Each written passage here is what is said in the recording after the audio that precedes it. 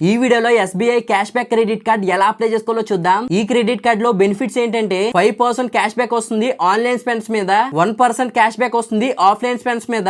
కానీ 999 rupees annual fee అయితే ఉంటుంది. ఒకవేళ మీరు 2 lakhs కన్నా అబోవ్ మీరు స్పెండ్ చేస్తే 999 రూపీస్ యాన్యువల్ ఫీజు అయితే పే చేయాల్సిన అవసరం అయితే లేదు. Don't worry. అలాగే వన్స్ మీకు SBI cash back credit card approve అయిన తర్వాత 7 to 10 days లో కార్డ్ కూడా పోస్ట్ లో వస్తుంది. సో ఇంకా లేట్ చేయకుండా SBI cash back credit card ఎలా అప్లై చేసుకోవాలో చూద్దాం. Hi friends, this is money Govind. Welcome to tech money Govind YouTube channel. So first of all మీరు ఈ కార్డ్ అప్లై చేసుకోవడానికి లింక్ అయితే మీకు డిస్క్రిప్షన్ లో అయితే ఉంటుంది. ఆ లింక్ మీరు క్లిక్ చేసుకుని ఓపెన్ చేసుకోండి. సో ఫస్ట్ ఆఫ్ ఆల్ మీరు SBI cash back credit card apply చేసుకోవడానికి లింక్ అనేది మీకు కామెంట్ సెక్షన్ లో అలాగే డిస్క్రిప్షన్ లో కూడా అయితే ఉంటుంది.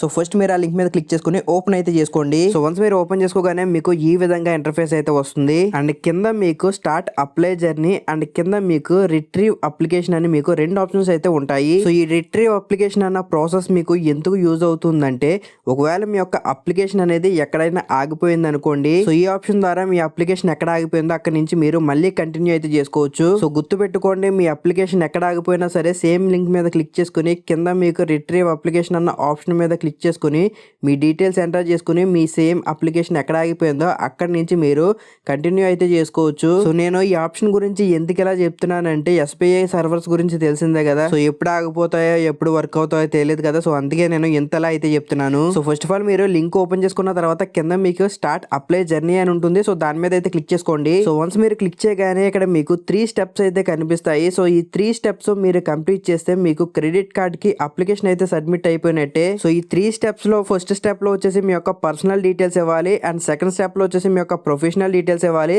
అండ్ థర్డ్ స్టెప్ లో వచ్చేసి మీ యొక్క కేవైసీ డీటెయిల్స్ అయితే ఇవ్వాలి. సో ఈ డీటెయిల్స్ ఇస్తే సరిపోతుంది. సో ఇక్కడ స్టెప్ 1 లో పర్సనల్ డీటెయిల్స్ దగ్గర మీకు యారో కనిపిస్తుంది కదా, సో దాని మీద అయితే క్లిక్ చేసుకోండి. సో క్లిక్ చేసుకున్న తర్వాత మీ నేమ్ లో first name, middle name and last name అంటే సర్ నేమ్ అయితే ఎంటర్ చేసుకోవాలి. అండ్ దాని కింద మీ యొక్క మొబైల్ నెంబర్ ఎంటర్ చేసుకుని కింద మీకు టర్మ్స్ అండ్ కండిషన్ దగ్గర టిక్ మార్క్ అయితే ఉంటుంది, దాని మీద టిక్ మార్క్ అయితే పెట్టుకోండి. అండ్ ఆ తర్వాత కింద మీకు కంటిన్యూ అని ఉంటుంది, దాని మీద క్లిక్ చేసుకుంటే మీ యొక్క మొబైల్ నెంబర్ కి మీకు ఓటీపీ అయితే వస్తుంది.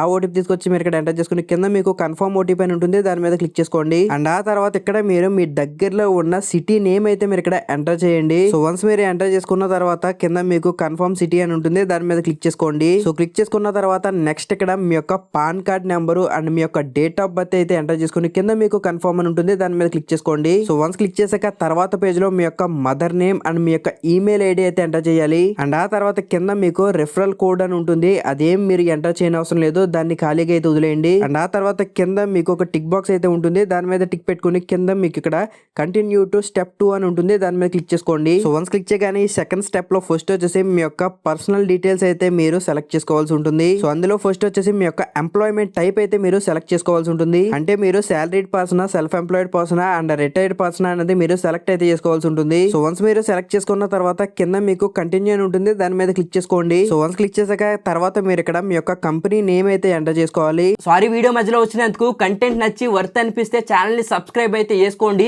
ఇలాంటి క్వాలిటీ కంటెంట్ రెగ్యులర్ గా మీ ముందుకి తీసుకొస్తూనే ఉంటాను. కొంచెం సబ్స్క్రైబ్ చేసుకుని సపోర్ట్ చేయండి. అలాగే వీడియో నచ్చితే లైక్ చేయడం మర్చిపోకండి.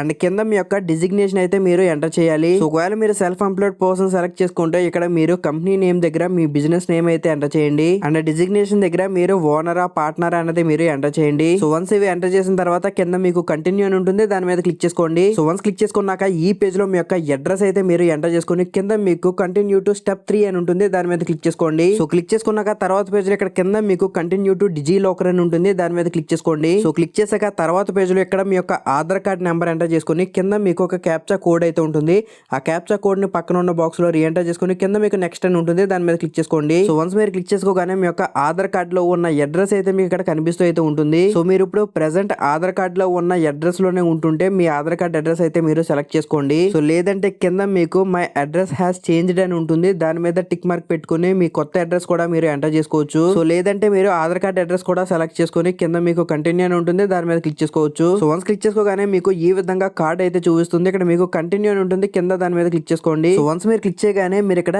నెక్స్ట్ స్టెప్ లో కేవైసీ వెరిఫికేషన్ కోసం ఫస్ట్ వీళ్ళు 1 రూపీ అనేది మీ యొక్క బ్యాంక్ అకౌంట్ లోకి అయితే డిపాజిట్ చేస్తారు. సో తర్వాత మీరు సేమ్ బ్యాంక్ అకౌంట్ నుంచి మళ్ళీ మీరు వీళ్ళకి 1 రూపీ అనేది పే చేయాల్సి ఉంటుంది. సో ఇలా పే చేస్తే మీకు కేవైసీ అయితే కంప్లీట్ అవుతుంది. సో ఇప్పుడు మీకు కింద స్టార్ట్ విత్ పార్ట్ 1 అని ఉంటుంది, దాని మీద క్లిక్ చేసుకోండి. సో క్లిక్ చేసుకున్నాక తర్వాత పేజ్ లో మీ యొక్క బ్యాంక్ అకౌంట్ లో మీ నేమ్ ఎలా ఉందో ఉందో యాస్టీజ్ మీరు ఇక్కడ ఎలా ఎంటర్ చేయాల్సి ఉంటుంది. అలాగే మీ యొక్క అకౌంట్ నెంబర్ అయితే మీరు ఇక్కడ ఎంటర్ చేయాల్సి ఉంటుంది. అండ్ ఆ తర్వాత మీ యొక్క IFSC కోడ్ అయితే మీరు ఇక్కడ ఎంటర్ చేసుకుని కింద మీకు కంటిన్యూ టు పార్ట్ 2 అని ఉంటుంది, దాని మీద క్లిక్ చేసుకోండి. అండ్ ఆ తర్వాత మళ్ళీ మీకు ఈ పేజ్ లో కింద మీకు కంటిన్యూ అని ఉంటుంది, దాని మీద క్లిక్ చేసుకోండి. సో క్లిక్ చేసుకున్నాక తర్వాత పేజ్ లో ఇక్కడ మీరు నెట్ బ్యాంకింగ్ నుంచి పే చేద్దాం అనుకుంటున్నారా లేదా UPI నుంచి పే చేద్దాం అనుకుంటున్నారా మీరు ఇక్కడ సెలెక్ట్ చేసుకోవాల్సి ఉంటుంది. సో నా సజెషన్ ఏంటంటే సింపుల్ గా ఉంటుంది కాబట్టి UPI అయితే సెలెక్ట్ చేసుకోండి. అండ్ ఆ తర్వాత కింద మీకు కంటిన్యూ టు పే 1 రూపీ అని ఉంటుంది, దాని మీద క్లిక్ చేసుకోండి. సో క్లిక్ చేసాక తర్వాత పేజ్ లో ఇక్కడ మీ యొక్క UPI ID అయితే మీరు ఇక్కడ ఎంటర్ చేసుకోండి. సో వన్స్ మీరు ఎంటర్ చేసుకున్న తర్వాత కింద మీకు మేక్ పేమెంట్ అని ఉంటుంది, దాని మీద క్లిక్ చేసుకోండి. సో వన్స్ క్లిక్ చేయగానే మీరు పంపిన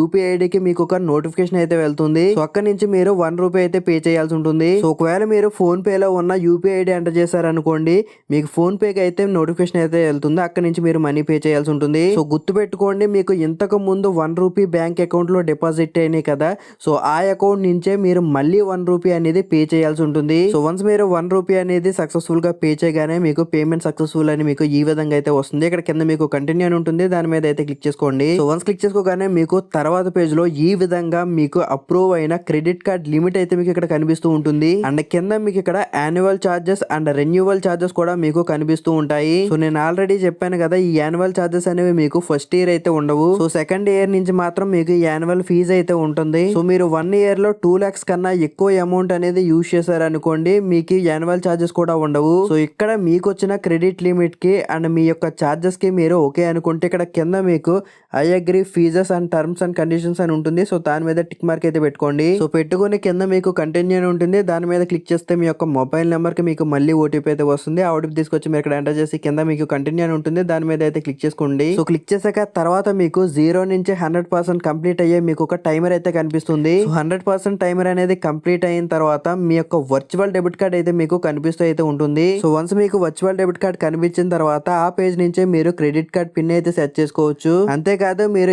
SBI కార్డ్ అనే యాప్ ఇన్స్టాల్ చేసుకుని అక్కడ మీ క్రెడిట్ కార్డ్ ని కూడా మీరు యాడ్ చేసుకోవచ్చు. అలాగే 7 to 10 డేస్ లో మీకు ఫిజికల్ క్రెడిట్ కార్డ్ కూడా మీ ఇంటికి పోస్ట్ లో అయితే వస్తుంది. సో ఈ క్రెడిట్ కార్డ్ ని మీరు SBI కార్డ్ యాప్ నుంచే మీరు మొత్తం మీరు మేనేజ్ అయితే చేయొచ్చు. సో ఈ యాప్ నుంచే మీరు డైరెక్ట్ గా మీ క్రెడిట్ కార్డ్ లో యూజ్ చేసుకున్న మనీని కూడా మళ్ళీ మీరు తిరిగి అయితే పే చేయొచ్చు. సో ఈ విధంగా మీరు SBI cash back credit card అయితే అప్లై చేసుకోవచ్చు. సో ఇది ఓవరాల్ గా ఈ రోజు మన వీడియో. ఈ వీడియో మీకు కొంచెమైనా యూజ్ అయిందని అనుకుంటున్నాను.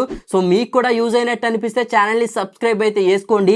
ఇలాంటి క్వాలిటీ కంటెంట్ రెగ్యులర్ గా మీ ముందుకి తీసుకొస్తూనే ఉంటాను. సో కొంచెం సబ్స్క్రైబ్ చేసుకుని సపోర్ట్ చేయండి. అలాగే ఈ వీడియో మీకు నచ్చితే లైక్ చేయండి. అండ్ ఈ వీడియోకి రిలేటెడ్ గా మీకు ఏమైనా డౌట్స్ ఉంటే డిస్క్రిప్షన్ లో మన ఇన్స్టాగ్రామ్ అండ్ టెలిగ్రామ్ ఛానల్స్ యొక్క లింక్స్ అయితే ఉంటాయి. సో వాటిలోకి జాయిన్ అవ్వి మీకున్న డౌట్స్ ని నన్ను డైరెక్ట్ గా అక్కడి నుంచి అయితే అడగొచ్చు. So thank you for watching. I will meet you another informative video. Until then this is your Mani Govind signing off now.